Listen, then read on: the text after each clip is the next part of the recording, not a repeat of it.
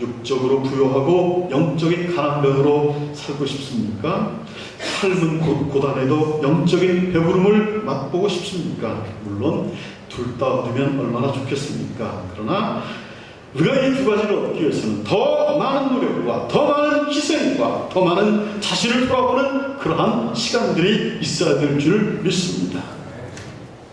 부흥을 경험하기 위해서는 하나님의 임재에 대한 배고픔이 있어야 됩니다. 시편의 기자는 이렇게 말을 합니다. 의인이 외침에 여호와께서 들으시고 저희의 모든 혼란에서 건지셨도다. 여호와는 마음이 상한 자에게 가까이 하시고 중심에 통회하는 자를 구원하시는도다. 시편 34편 17절에서 18절의 말씀입니다. 여러분, 그것뿐입니까? 예수님 마태복음 5장 8절의 말씀 가운데 보니까 의에 줄이고 목마른 자는 복이 있나니 저희가 배부를 것이요 라고 말씀하고 있습니다. 여러분, 의에 줄이고 목마른 자가 배부를 것이요 라고 말했습니다. 우리는 무엇에 굶주리고 무엇에 배부르고 있습니까? 여러분들이 지금 세상에서 무엇으로 배부름을 얻고 있습니까? 주님께서 말씀하신 의에 줄이고 목마른 자가 복이 있다라고 하신 이 말씀을 조심스럽게 한번 되돌아보시길 바랍니다. 교회의 본질은 무엇입니까? 교회는 하나님께 드리는 예배를 통해서 하나님과 인격적인 만남을 이루는 장소가 교회입니다. 이것이 교회의 제일 우선이 되어야 됩니다. 예배 드리러 주님 앞에 나올 때 그냥 나오지 마시기를 바랍니다. 갈급한 심령으로 여러분들이 나오시길 바랍니다.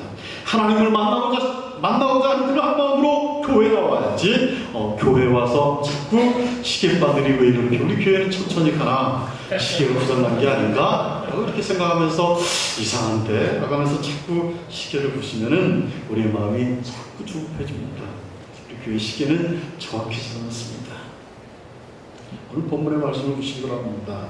요나가 하나님의 말씀을 대언할 때 니느웨 성의 왕이 어떻게 합니까? 7절에서 8절의 말씀 가운데 보니까 왕이 그 대신으로 더불어 조서를 내려 니느웨에 선포하여 가로되 사람이나 짐승이나 소떼나 양떼나 아무것도 입에 대지 말지니 곧 먹지도 말 것이요 물도 마시지 말 것이며 사람이든지 짐승이든지 다 붉은 배를 입을 것이요 힘써 여호와께 부르짖을 것이며 각기 악한 길과 손으로 행한 강포에서 떠날 것이라 라고 말씀하고 있습니다. 여기서 먹지도 말고 물도 마시지 말고 금식하면서 힘써 여호와께 부르짖다라고 하는 것이 무엇을 의미합니까? 하나님의 은혜를 간절히 사모하라는 것입니다. 여러분, 대충 하나님께 기도하지 말고 간절한 마음으로 하나님께 기도를 하라는 말씀인 것입니다.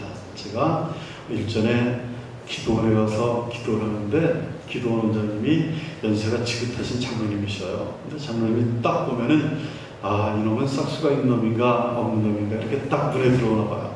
기도원에서 하도 기도하는 사람들 많이 보니까 제가 그냥 무릎을 꿇고 기도를 하니까 제 뒤통수를 한 대 탁 때리면서 그렇게 해가지고 하나님이 응답해 주시겠냐? 창자가 끊어질 때까지 부르짖어야지 라고 하는 거예요. 그래서 어떻게 기도하면 창자가 끊어질 정도로 기도할까 라고 생각을 하면서 그래 나도 한번 해보자 그냥 금식 기도를 하면서 기도에 한번 깊이 매달린 적이 있습니다.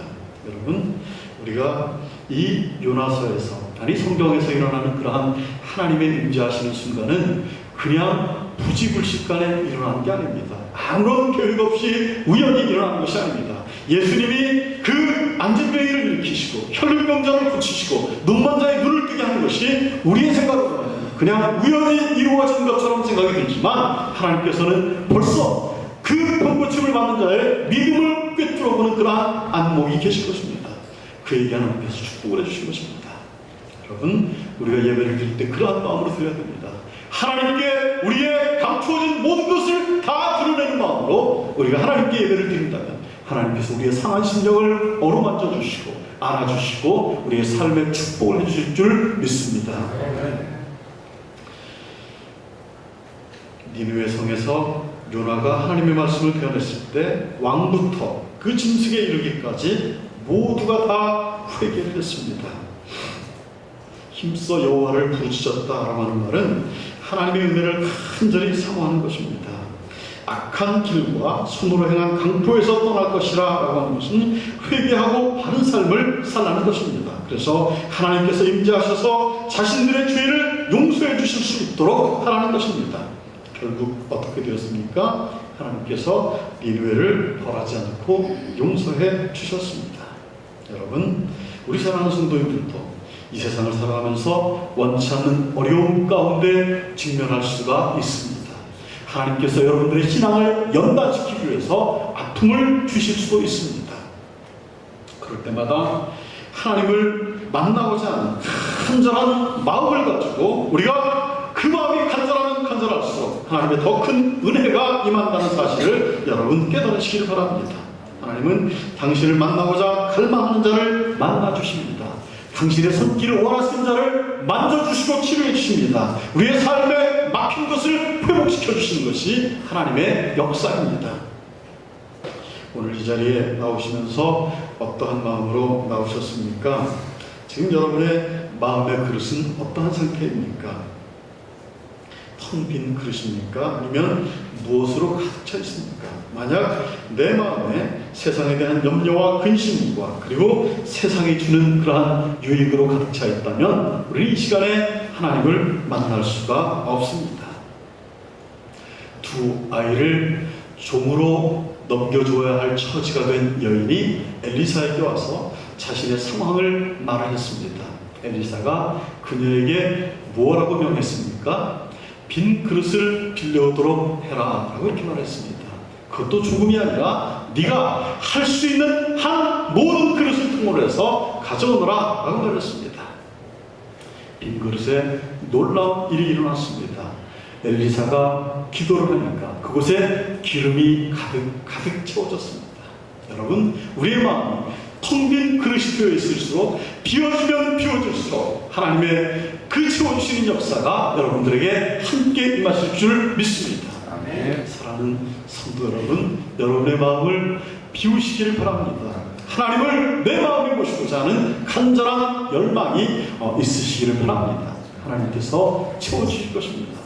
인간의 힘으로 채우려고 하면 어느 정도밖에 채울 수가 없습니다. 하나님이 살아계심의 부흥의 역사가 우리 가운데 역사가 나타나게 되면 우리가 입을 벌리지 않아도 하나님의 놀라운 역사가 우리 가운데 임할 줄 믿습니다.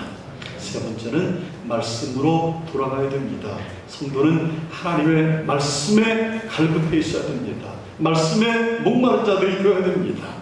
여러분들이 진정 부흥을 갈망하십니까? 우리가 사람의 노력으로 무엇을 해서 부흥을 얻어지는 것이 아니라는 사실을 알아야 됩니다. 이러한 점에서 존 암스트롱이라고 하는 목사님은 우리는 부흥을 일으키지도 부흥을 촉진시키지도 못합니다 라고 이렇게 말했습니다. 부흥은 하나님과 성령님의 각별하고도 독특한 행위이다 라고 이렇게 말했습니다. 우리는 이 축복을 주실 것을 하나님께 강요할 수가 없다라고 말했습니다. 우리는 감히 이것을 하나님께 요구할 수도 없고 그러할 자격도 없다라고 말했습니다.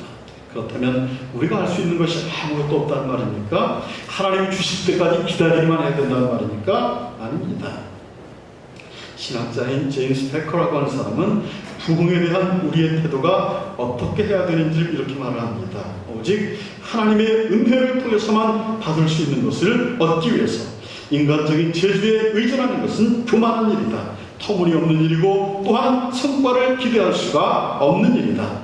갱신에 있어서도 마찬가지다. 그리스도인들이 그 생활이나 교회 체제면에서 냉담한 태도를 드러냄으로써 하나님의 성령의 불이 꺼져버리고 그래서 하나님의 임재와 영광을 막았다면 그 불을 다시 켜는 것은 그들의 능력을 넘어서는 것이다. 오직 하나님 자신만이 우리를 소송케 하시는 강림을 통해서 우리 안에서 역사하기까지 끈기 있고 지속적으로 예수님 앞에 회개하고 기도를 드리면서 기다리는 것이 하나님의 역사를 임하게 하는 것이다 라고 말합니다.